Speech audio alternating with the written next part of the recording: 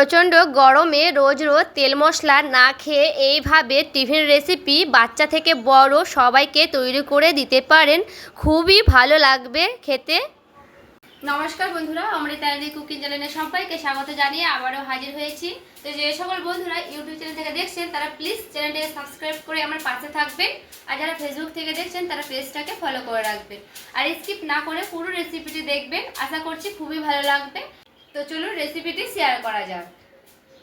এখানে দেখুন বন্ধুরা, আমি বাটি মেপে নিয়ে নিচ্ছি। এটা যেহেতু আমি স্বাস্থ্যকরভাবে তৈরি করছি তার জন্য এখানে আমি আটা ব্যবহার করলাম। আর এখানে দেখুন আমি এক বাটির মতো সুজি নিয়েছি। সুজিটা আমি দিয়ে দিচ্ছি। দিয়ে দিচ্ছি স্বাদ মতো লবণ, দিয়ে দেব চিনি অল্প পরিমাণ, স্বাদ মতোই দিতে হবে, হালকা করে। পরে শুকনো অবস্থায় এইভাবে একটু আমি নাড়াচাড়া করে নিচ্ছি। এরপরে এখানে দেখুন আমি এই যে হাত ডোবার মতো হালকা উষ্ণ গরম জল নিয়েছি। এরপরে জল দিচ্ছি আর এইভাবে আমি খুব সুন্দর করে নাড়াচাড়া করে নিচ্ছি। তো অল্প অল্প করে জল দিতে হবে আর এইভাবে কিন্তু নাড়াচাড়া করে নিতে হবে। আর জলটা আমি একটু উষ্ণ গরমে নিলাম।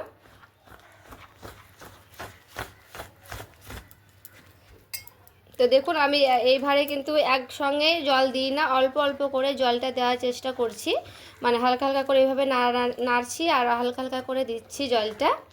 তো এইভাবে কিন্তু আমি খুব সুন্দর করে দেখুন এইভাবে নাড়াচাড়া করতে করতেই দেখবেন একটা ব্যাটারের মতো চলে আসবে। তো এখানে আমি একটু 1 মিনিটের মতো নাড়াচাড়া করে নিচ্ছি, তারপরে আবারও জল দেব। এখানে দেখুন অল্প পরিমাণে দিয়ে দিচ্ছি জল, আর আমি সামান্য করে দিচ্ছি, কারণ একসঙ্গে দিলে তখন যদি বেশি হয়ে যায় তখন বেশি ডেলা পেকে যেতে পারে, তার জন্য। তো আবার একটু এইভাবে নাড়াচাড়া করে নিচ্ছি। আর এখানে দেখুন খুব ভালো মতো করে আমি ব্যাটারটা রেডি করে নিলাম। আর দেখে বুঝতেই পারছেন কতটা ঘনত্ব হয়েছে। খুব পাতলা হয়নি আর খুব ঘন হয়নি, এরকমই কিন্তু রাখতে হবে। তো এইভাবে খুব ভালো মতো করে আবার একটু নাড়াচাড়া করে নিচ্ছি। প্রায় 2-3 মিনিটের মতো একটু এইভাবে নাড়াচাড়া করে নিতে হবে। এখানে আমি টক দই নিয়েছি, তো টক দইটা একটু ফেটিয়ে নিতে হবে। তো এইভাবে আমি একটু হালকা করে ফেটিয়ে নেওয়ার চেষ্টা করছি। তো দেখুন একটু ফেটে নিলেই হয়ে যাবে। তো এইভাবে আমি ঢেলে নেব। টক দই বাটিটা একটু বুলিয়ে আমি জল দিয়ে দিলাম। এরপরে টক দইটা দিয়ে এইভাবে একটু নাড়াচাড়া করে নিচ্ছি আবারও। তো টক দইটা দিয়ে প্রায় 1 মিনিটের মতো আবারও আমি এইভাবে ফেটিয়ে নিচ্ছি। আর দেখুন দেখতে কতটা স্মুথ মতো লাগছে দেখে। ব্যাটারটা যত ফেটাবেন তত কিন্তু বেশি ভালো লাগবে খেতে এই টিফিন রেসিপিটা। ঢাকা দিয়ে দিচ্ছি এইভাবেই, আমার ততক্ষণ রেস্টে থাকুক। তো চলুন একটা আমি এই জন্য পুর রেডি করে নেব। টিফিনের পুর তৈরি করতে হবে, তার জন্য নিয়ে নিয়েছি একটা আলু। তো আলুটাকে আমি কেটে নিয়েছি, আলুর খোসাটাকে ছিলে নিয়েছি আগে থেকে। তো এইভাবে আমি আলুটা কেটে নিচ্ছি। আলুটা এইভাবে কাটানোর চেষ্টা করবেন, একেবারে মিহি মিহি করে আর ছোটো ছোটো টুকরো টুকরো করে। তো দেখুন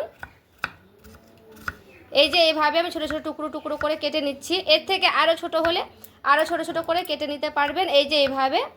তো আমি এইভাবেই কিন্তু কেটে নেব আলুগুলোকে।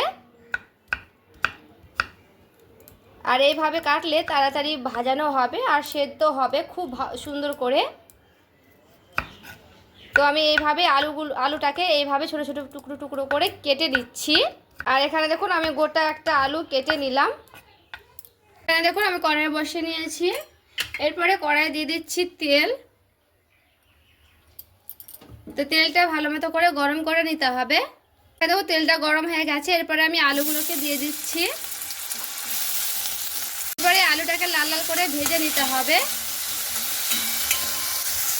আর এখানে দেখুন দুটো পেঁয়াজ নিয়েছি, পেঁয়াজের খোসাটা আমি ছাড়িয়ে নিয়েছি। এরপর পেঁয়াজটাও আমি ছোট ছোট এইভাবে কেটে নিচ্ছি। এইভাবে কেটে নেব পেঁয়াজগুলোকে।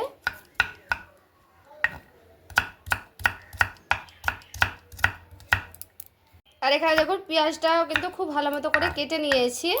আর এখানে দেখুন আলুটা আমি এইভাবে ভেজে নিয়েছি। এরপরে সে পেঁয়াজটা দিয়ে দিচ্ছি। আলুটা প্রায় অর্ধেকটা ভাজা হয়ে গেলে পেঁয়াজটা দিয়ে দিতে হবে। আর পেঁয়াজ আর আলুটাকে খুব ভালো মতো করে ভেজে নিতে হবে, প্রায় 2 মিনিটের মতো একটু ভেজে নেব। দেখুন আমি একটা গাজর নিয়েছি, তো গাজরটাকে আমি এভাবে কেটে নেব, আর গাজরটাকে সে ছোট ছোট পিস করে কিন্তু কেটে নিতে হবে। তো গাজরটা দেখুন কেমনভাবে আমি কেটে নিচ্ছি, এই যে এইভাবে ছোট ছোট পিস করে কেটে নিচ্ছি গাজরটা। এইভাবে কাটলে দেখতে সুন্দর লাগে, আর মানে ভাজার জন্য সেদ্ধ ভালো হয়, তার জন্য এইভাবে আমি কেটে নিচ্ছি। তো আমি এখানে একটা গাজর দিচ্ছি, আপনারা চাইলে দুটো দিতে পারেন, যেমন পরিমাণে করবেন তেমন পরিমাণে কিন্তু করে নিতে পারবেন। আর এখানে দেখুন আমি একটা গোটা গাজর নিয়ে নিলাম, কেটে নিলাম গাজরটা, দিয়ে দিচ্ছি সেই গাজর কেটে রাখা। তো গাজরটাও খুব ভালো মতো করে এইভাবে নাড়াচাড়া করে নিচ্ছি। এইগুলোকে খুব ভালো মতো করে সেদ্ধ করে নেব। তো গ্যাসের আঁচটা হালকা করে একটু কমিয়ে দিলাম। এরপরে দিয়ে দিচ্ছি পরিমাণ মতো লবণ, দিয়ে দেব হলুদের গুঁড়া, দুটোর মতো কাঁচা লঙ্কা দিলাম। এইভাবে আমি কেটে নিচ্ছি কাঁচা লঙ্কাগুলোকে। লঙ্কা ঝালটা আপনারা নিজেদের পছন্দ মতো কিন্তু নিয়ে নিতে পারবে। কেটে রেখেছিলাম সেই লঙ্কাটাগুলো দিয়ে দিলাম। এরপরে খুব ভালো মতো করে এগুলোকে নাড়াচাড়া করে নিচ্ছি।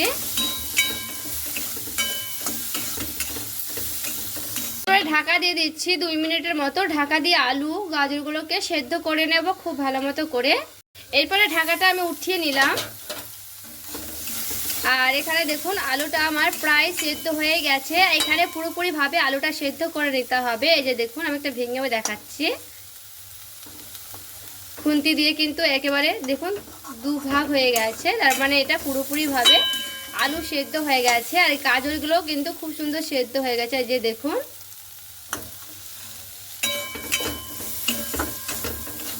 আমি দিয়ে দিচ্ছি চাট মশলা বা ম্যাগি মশলা, হাতের কাছে থাকলে ম্যাগি মশলাও দিতে পারবেন।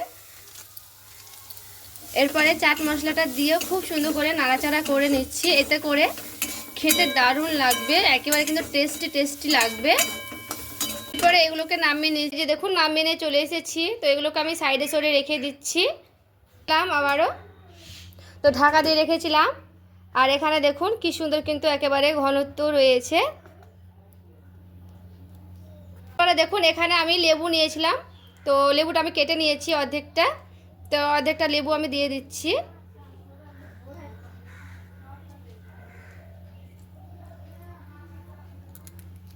লেবুটা দিয়ে একটু এইভাবে আবারও নাড়াচাড়া করে নিচ্ছি। তো লেবুটা দিয়ে এইভাবে আমি 1 মিনিটের মতো ফেটিয়ে নেব। পরে নিয়ে নিচ্ছি বেকিং পাউডার, 1 চামচের মতো দিয়ে দেব। এরপরে বেকিং পাউডারটা দিয়ে খুব ভালো মতো করে এভাবে আমি নাড়াচাড়া করে নিচ্ছি। এটা দিয়েও সেমভাবে 1 মিনিটের মতো কিন্তু ফেটিয়ে নেব। এখানে দেখুন খুব ভালো মতো করে ফেটানো হয়ে গেছে 1 মিনিটের মতো। আমি এই 4টে বাটিতে আমি এভাবে হালকা করে তেল লাগিয়ে নিচ্ছি। তো তেলটাকে খুব ভালো মতো করে আমি লাগিয়ে নেব এভাবে হাত দিয়ে। এরপরে আমি সেই ব্যাটারটা এইভাবে বাটিগুলোতে দিয়ে দিচ্ছি। সবগুলো বাটিতেই সেমভাবে আমি ডাব্বু হাতেতে করে দিয়ে দিচ্ছি। তো এখানে কিন্তু আমার বাটির মাপ মতো আমি দিয়ে দিচ্ছি, মানে হাফ বাটি করে দেব। আর পুরগুলো পুরোপুরি ঠান্ডা হয়ে গেছে। এরপরে পুরগুলো বাটিতে ওপর থেকে এইভাবে আমি দিয়ে দেব। আর দেখুন সবগুলো বাটিতে এইভাবে কিন্তু দিয়ে দিতে হবে। দেখুন ওপর থেকে খুব সুন্দর কিন্তু ব্যাটারগুলো মানে পুরগুলোকে দিয়ে দিয়েছি। এরপরে আমি আবারও ওপরে এইভাবে দিয়ে দিচ্ছি সেই ব্যাটারগুলো, যেন পুরগুলো দেখা না যায়, এইভাবেই দিতে হবে।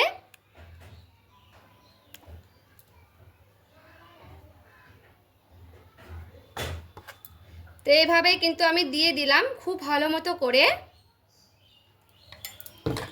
তো দেখুন সবগুলোই কিন্তু দেওয়ানো হয়ে গেছে। দেখুন ওই কড়াইটা আমি আর মাজলাম না, ওই কড়াইয়ে আমি জল নিয়ে নিয়েছি। তো জলটা আমি খুব ভালো মতো করে ফুটিয়ে নেব। আমি ফুটো থালা নিয়ে নিয়েছি। পরে ব্যাটারগুলো এইভাবে আমি দিয়ে দেব। দিয়ে দিচ্ছি ঢাকা। তো এখানে যেন ভাপ না বেরোয় এইভাবে কিন্তু দিতে হবে। এরপরে ফিরে আসছি। আর এই যে দেখুন বন্ধুরা, খুব ভালো মতো করে কিন্তু ভাপিয়ে নিয়েছি। আর দেখে বুঝতেই পারছেন এটা গরম আছে প্রচণ্ড। তো এটাকে আমি ঠান্ডা করে নেব, তারপরে ফিরে আসছি। আর এই যে দেখুন বন্ধুরা, ঠান্ডা হয়ে গেলে কিন্তু আমি নিয়ে চলে এসেছি। আর যে দেখুন ঠান্ডা হয়ে গেলে সাইড থেকে দেখুন এইভাবে কিন্তু ফেটে ফেটে বেরিয়ে আসবে।